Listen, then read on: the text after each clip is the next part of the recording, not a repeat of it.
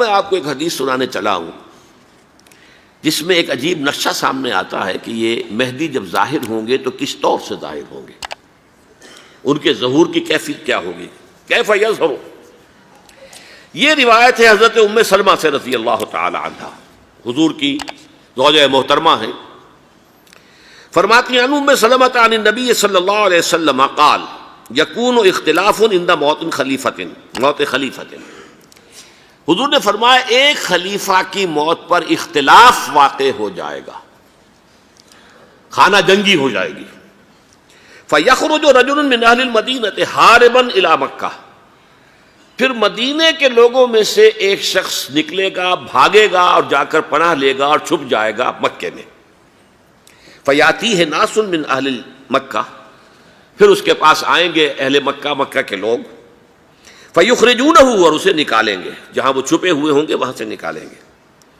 وَهُوَ كَارِهٌ، اور وہ بالکل اس کو پسند نہیں کر رہے ہوں گے، نہ وہ خواہش مند ہوں گے کہ ان کے ہاتھ پر بیعت کی جائے، نہ وہ یہ چاہیں گے کہ وہ میدان میں آئیں اور ان کو جو ہے اپنا لیڈر مانا جائے۔ وَهُوَ كَارِهٌ فَيُبَايِعُونَهُ بَيْنَ الرُّكْنِ وَالْمَقَامِ، لیکن لوگ جو ہے پھر اصرار کے ساتھ ان کے ہاتھ پر بیعت کریں گے رکن اور مقام کے درمیان۔ رکن وہ کونا ہے خانہ کعبہ کا جس میں حجر اسود لگا ہوا ہے، اور مقام ابراہیم جو ہے، ان دونوں کے مابین جو یہ علاقہ ہے یہاں پر وہ بیعت ہوگی۔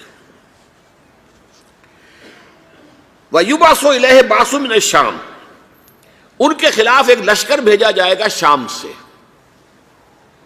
نہیں کہا جا سکتا کہ باسی حکومت اس وقت کی جو ہے اس کی طرف سے کوئی مسئلہ اس طرح کا اٹھ کھڑا ہو، اس لیے کہ ابھی تو بہرحال باسی حکومت وہاں ہے۔ فَيُخْسَفُ بِهِمُ بِالْبَيْضَاءِ بَيْنَ مَكَّةَ وَالْمَدِينَةِ، لیکن اللہ تعالیٰ اس لشکر کو مکے اور مدینے کے درمیان وادی بیضاء میں دھسا دے گا زمین کے اندر، پورے کے پورے لشکر کو۔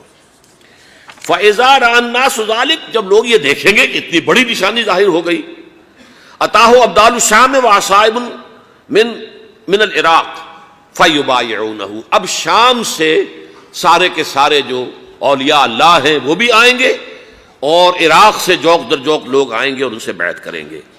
وَيَعْمَلُ فِي النَّاسِ بِسُنَّةِ نَبِيِّهِمْ، پھر وہ عمل کریں گے لوگوں کے مابین، حکومت کریں گے اپنے نبی کی سنت کے مطابق۔ وَيُلْقِي الْإِسْلَامُ بِجَرَانِهِ، اور اسلام اپنی گردن زمین پر ٹکا دے گا۔ وَالْأَرْض فِي الْأَرْض، زمین میں۔ فَيَلْبَسُ 7 سنین، پھر وہ 7 برس تک حکمران رہیں گے۔ ثم یتوفا، پھر ان کا انتقال ہوگا۔ ویصلی علیہ المسلمون، اور مسلمان ان پر نماز پڑھیں گے۔ یہ جو میں نے آپ کے سامنے نقشہ کھینچا ہے، اس سے اب میں ایک نتیجہ نکالتا ہوں، اسے بھی میرا گمان کہیے، اختلاف بھی کر سکتے ہیں آپ، اگر اس کو وزنی سمجھے تو قبول بھی کر سکتے ہیں۔ وہ یہ ہے کہ میرے نزدیک ان کے ظہور کا وقت قریب ہے، اور اس کی تھوڑی سی بعد میں مجھے معلوم ہوا کہ جین ڈکسن غالباً نام ہے امریکن اس کا، جس نے یہ پیشن کوئی خبر دی تھی کہ 1962 میں عالم عرب میں ایک بچہ پیدا ہوا ہے کہ جو وہاں کا نقشہ بدل کر رکھ دے گا۔ یہ جین ڈکسن کی غالباً پیشن گوئی ہے۔ بہرحال مجھے اس کی پیشن گوئی سے کوئی دلچسپی نہیں ہے، میں تو جو احوال دیکھ رہا ہوں، یعنی اسرائیل کا قائم ہو جانا، اور اس کے بعد اب یروشلم کا مسلمانوں کے ہاتھوں سے نکل جانا، اور اب گویا کہ وہ الملحمۃ العظمیٰ جو ہے تلی کھڑی ہے، کسی بھی وقت جو ہے یہ جو ہے وہ لاوا پھٹ سکتا ہے، آتش فشاں پھٹ سکتا ہے۔ تو یہ تمام حالات ایسے ہیں کہ جن کی وجہ سے میں سمجھتا ہوں کہ ایک تو جو قرآن مجید کے اشارات میں نے آپ کو بتائے، 14 صدیاں 14 دن میں چاند کا پورا ہونا، والقمر اذا اتسق، 14 دن میں 14ویں کا چاند۔ اسی طرح اب یہ 14 صدیوں کے بعد یہ صدی جو 15ویں صدی ہے، یہ در حقیقت ظہور امام مہدی کی صدی ہے۔